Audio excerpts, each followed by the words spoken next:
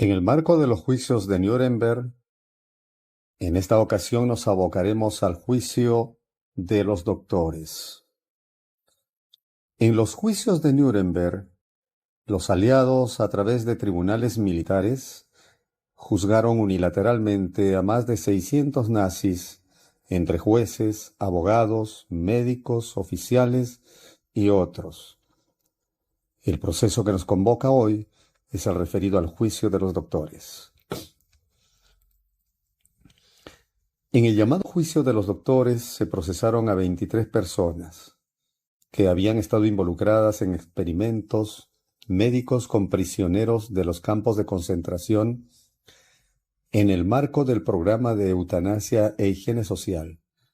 Aquí surge la nefasta figura de Herta Oberhauser, la cruel médica nazi que hizo experimentos con mujeres en el campo de concentración de Ravensbrück. Fue hallada culpable por crímenes de lesa humanidad. El doctor Mengele, el carnicero de Auschwitz, no fue juzgado porque logró escapar a América Latina. En el juicio, el fiscal jefe Telford Taylor, en su alegato de apertura, dijo: los imputados en este caso están acusados de asesinatos, torturas y otras atrocidades cometidas en nombre de las ciencias médicas.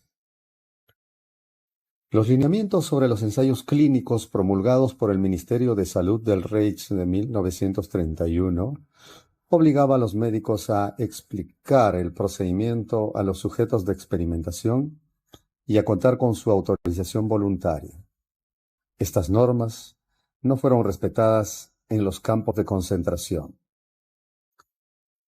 Los médicos nazis realizaron variados experimentos y los clasificaron en 3 grupos para facilitar su estudio: investigación médico-militar, misceláneos, investigaciones alentadas por motivos raciales. El juicio se celebró del 9 de diciembre de 1946 al 20 de agosto de 1947. Se les acusó por 4 delitos: crímenes de guerra, crímenes contra la humanidad, genocidio, guerra de agresión.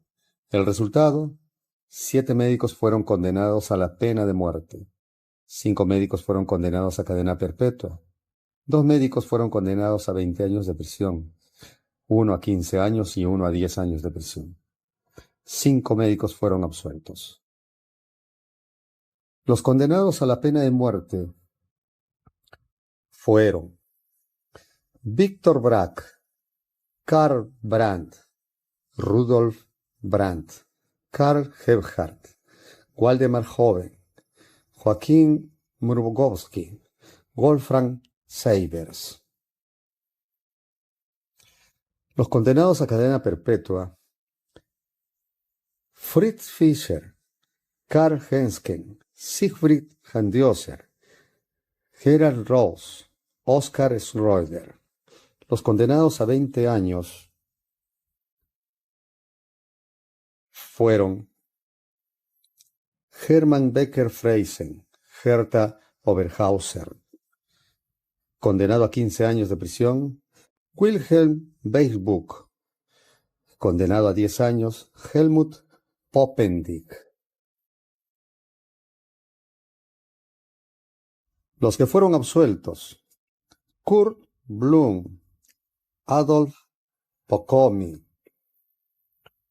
Hans Wolfgang Romberg, Paul Rostock, Siegfried Ruff, Konrad Schaffer, George Betz. En el siguiente video podremos aproximarnos a las atrocidades de los médicos nazis. Los médicos soviéticos examinaron a hombres que habían sido castrados. Los habían llamado y en secreto habían bombardeado sus testículos con radiación.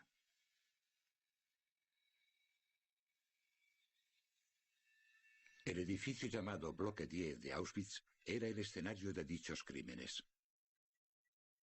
Para conservar el don nazi del eufemismo, se le denominaba Departamento Quirúrgico para Prisioneros. Pero no era un lugar en el que se tratasen las enfermedades, sino donde se realizaban asesinatos clínicos en masa. Los médicos nazis requisaban judíos y gitanos deportados desde toda Europa para llenar los pabellones. Allí los sometían a horribles experimentos médicos. Los castraban, los mataban de hambre siguiendo un preciso programa y los infectaban deliberadamente con fiebres tifoideas, tifus y otras enfermedades. Muchas de las víctimas eran mujeres. A ellas se les inyectaban sustancias cáusticas en el útero o las trompas de falopio con resultados devastadores. Los médicos buscaban un método más rápido de esterilización femenina con el que reemplazar la larga operación. Heinrich Himmler, jefe de las SS, tenía planes para esterilizar a 30 millones de eslavos. Karl Klauberg, el jefe de los que experimentaban en el bloque 10, le escribió a Himmler que había encontrado la forma de tratar, como lo llamaba él, a 1000 mujeres al día. Man hat uns Häftlinge in eine schmutzigen, verlauften Lager auf die Erde geschmissen. Man hat Frauen genommen, junge, 19-jährige, schöne Frauen, und zwar denen verschiedene gynäkologische Operationen. Los supervivientes contaron después que a Klauber le gustaba escoger a las atractivas mujeres griegas para sus perversos experimentos. Aunque Klauber era el mayor responsable de los experimentos llevados a cabo en Auschwitz, no fue procesado en Nuremberg. Tras pasar varios años en una cárcel soviética, regresó a la Alemania Federal y acabó siendo arrestado. Pero murió en prisión antes de ser llevado a juicio.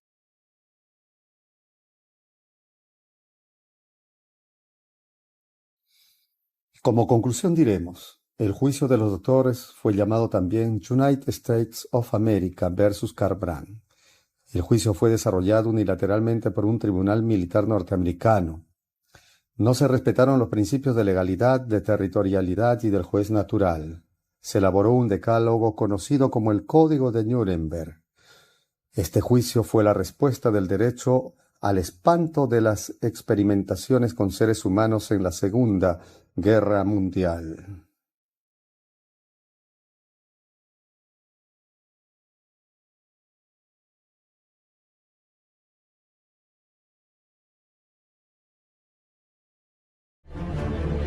Con la rendición del Tercer Reich el 7 de junio de 1945, las potencias aliadas pusieron en marcha una serie de acciones con el fin de darle un cierre definitivo a la Segunda Guerra Mundial. Un cierre que, como la historia nos enseña, está determinado únicamente por los vencedores. Las principales potencias aliadas, Estados Unidos, Reino Unido, Francia y la Unión Soviética, mantuvieron desde 1943 conversaciones respecto a cómo impartir justicia al final del enfrentamiento. Las propuestas eran múltiples y en muchos casos dispares. Se discutieron desde juicios hasta fusilamientos masivos. Finalmente se acordó llevar a cabo un juicio oral y público, donde los responsables de los crímenes nazis fueran sentados en el banquillo de los acusados, sin distinción entre perpetradores militares y responsables gubernamentales. Estos juicios extraordinarios quedaron grabados en la historia con el nombre de los Juicios de Nuremberg. Quédate con nosotros, porque en los próximos minutos te vamos a contar todos los detalles. Hacia el final de la guerra, los ejércitos aliados instalados en Alemania se lanzaron a la caza de los criminales nazis. Para ello contaban con una lista de nombres que estaba en constante crecimiento. Los creadores de dicha lista, identificados como la Comisión Interaliada para Crímenes de Guerra, obtenían información de los gobernantes exiliados en Londres que seguían estando en comunicación con sus frentes de resistencia en Alemania. Los criminales señalados fueron capturados y llevados a la cárcel mientras se preparaba el Tribunal Militar Internacional. Respecto a esto, existieron algunas excepciones que te contaremos más adelante. El Palacio de Justicia de Nuremberg fue escogido como escenario de los juicios por varios motivos. En la ciudad de Nuremberg, los nazis habían celebrado multitudinarias convocatorias y en cierta medida se la considera como una de las ciudades cuna del Partido Nacional Socialista. A los aliados les resultaba simbólico darle fin al partido en el lugar en donde éste había ganado más fuerza. Por otro lado, el Palacio de Justicia era uno de los pocos edificios de su tipo que permaneció intacto tras los bombardeos en el país. Las instalaciones contaban con una cárcel y hoteles que sirvieron para alojar a las delegaciones internacionales. Pero lo cierto es que desde una mirada jurídica no era tan sencillo llevar a juicio a los criminales de guerra alemanes. Para empezar, no se podía condenar delitos que no estuvieran tipificados. En otras palabras, sin ley no hay castigo. En este caso, a los líderes del Tercer Reich se les imputaron una serie de delitos que en el momento en el cual fueron cometidos aún no eran considerados como acciones ilegales. Por otro lado, se vio alterado el principio de territorialidad, que supone que se debe juzgar a los acusados siguiendo el código penal del país en donde cometieron sus delitos. Como sabemos, la guerra abarcó muchos territorios, por lo que resulta arbitrario que las 4 potencias aliadas fueran los únicos jueces, sin contar que sus propios delitos de guerra no fueron condenados. Como si todo esto fuera poco, los principales forjadores del nazismo ya estaban muertos. Hitler, Himmler, Goebbels y otros altos mandos se suicidaron al final de la guerra. Otros habían escapado, tal es el caso de Eichmann, Bormann y Mengele. Finalmente, los acusados en este primer juicio fueron 24, entre los que destacan Hermann Göring, comandante en jefe de la Luftwaffe, Karl Dönitz, almirante de la flota, Rudolf Hess, capturado en Gran Bretaña en el año 1941, Alfred Jodl, jefe del Estado Mayor de la Wehrmacht, Alfred Rosenberg, autor del libro El mito del siglo XX, Joachim von Ribbentrop, ministro de Asuntos Exteriores, y Albert Speer, arquitecto y ministro de Armamentos. Las acusaciones se dividieron en varios tipos de crímenes: crímenes en contra de la paz, crímenes de guerra, conspiración para el crimen y crímenes contra la humanidad. Es 20 de noviembre de 1945, fecha de inicio del histórico proceso. Otto Stammer, abogado defensor, intenta invalidar el juicio. En representación de todos los acusados proclama: nullum crimen, nullum poena sine lege. No hay delito, no hay pena sin ley. Como se preveía, los jueces rechazan el pedido. En las primeras semanas del juicio, las partes acusadoras cometieron algunos errores importantes. Se destaca una pobre interpretación del Memorandum Hossbach, una memoria escrita por el jefe de la Wehrmacht en donde Hitler expresa su deseo de expandirse hacia el este, hacia tierra austríaca. Esta acusación cayó, ya que se puso de manifiesto en el juicio que los austríacos tuvieron voluntad de unificación. También resultó difícil acusar al Tercer Reich de llevar el conflicto a escala mundial, cuando en realidad era sabido que Inglaterra y Francia fueron quienes se plantaron frente a los germanos, declarándoles la guerra en 1939, luego de la invasión de Polonia. Más allá de esto, el juicio continuó con aciertos y desaciertos en ambas partes. Pero la verdadera sorpresa del proceso fue la disputa entre el antiguo comandante en jefe Hermann Göring y el fiscal estadounidense Robert Jackson, convirtiéndose Göring en la estrella menos esperada de Nuremberg. Asumiendo su destino, sacó a relucir sus conocimientos sobre los hechos expuestos por los demandantes. Recordemos que la mayor parte de la documentación nazi había sido quemada antes de la caída del Tercer Reich y en algunos casos, Göring podía aportar información mucho más precisa que la que estaba en manos de las fuerzas aliadas. Göring reconoció su responsabilidad en los hechos alegando que sus actos fueron por el bien de Alemania. Caso contrario fue el de Albert Speer, que testificó haber intentado atentar contra Hitler en abril de 1945. Esta declaración, presuntamente falsa, por un lado le salvaría la vida y por el otro le valdría la desaprobación absoluta de muchos de sus antiguos compañeros. Göring dijo al respecto: pensar que un alemán haya podido caer tan bajo solo para prolongar un poco de su desgraciada vida. El bando de los arrepentidos y el bando de quienes sostenían el régimen quedaron finalmente determinados.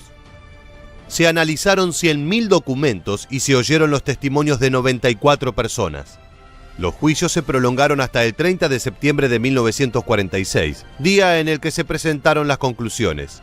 Finalmente, el martes 1 de octubre se dio lectura a las sentencias.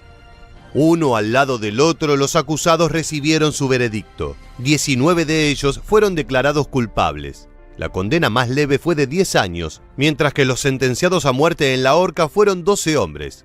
Göring, Ribbentrop, Keitel, Kaltenbrunner, Rosenberg, Frank, Frick, Streicher, Sauckel, Jodl, Seyss-Inquart y Bormann, que para el momento del juicio estaba desaparecido y luego se supo que había muerto en la batalla de Berlín. Sin embargo, todavía quedaba una sorpresa más. Un día antes de su ejecución, Hermann Göring se suicidó en su celda con una cápsula de cianuro. Los demás sentenciados recibieron la muerte y sus cenizas fueron esparcidas en el río Isar. Los otros condenados de los juicios de Nuremberg cumplieron sus sentencias con normalidad. Algunos incluso lograron reducir notablemente sus castigos. Ese fue el caso de von Neurath, quien vio la libertad en 1954 por cuestiones de salud, y Walter Funk, a quien se le conmutó la cadena perpetua, quedando libre en 1957. Aunque los juicios de Nuremberg dieron visibilidad a los crímenes nazis y generaron un precedente en materia de cortes internacionales, también se dejó en evidencia la nula intención de condenar los crímenes cometidos por las fuerzas aliadas, haciendo la vista gorda a genocidios como las masacres cometidas en Hiroshima, Nagasaki y Dresden. Tampoco recibieron condena los grandes empresarios que cumplieron roles clave en el Holocausto y que se beneficiaron de la mano de obra esclava. Es así como llegamos al final del video, pero antes queremos saber tu opinión. ¿Crees que los juicios podrían haberse llevado a cabo de otro modo? Déjanos tu opinión en la bandeja de comentarios y no olvides suscribirte y activar las notificaciones para conocer muchos más sucesos que dejaron su huella en la historia. Esto fue todo en este nuevo episodio de Historia Militar. Gracias por quedarte hasta el final. Nos vemos en el próximo video.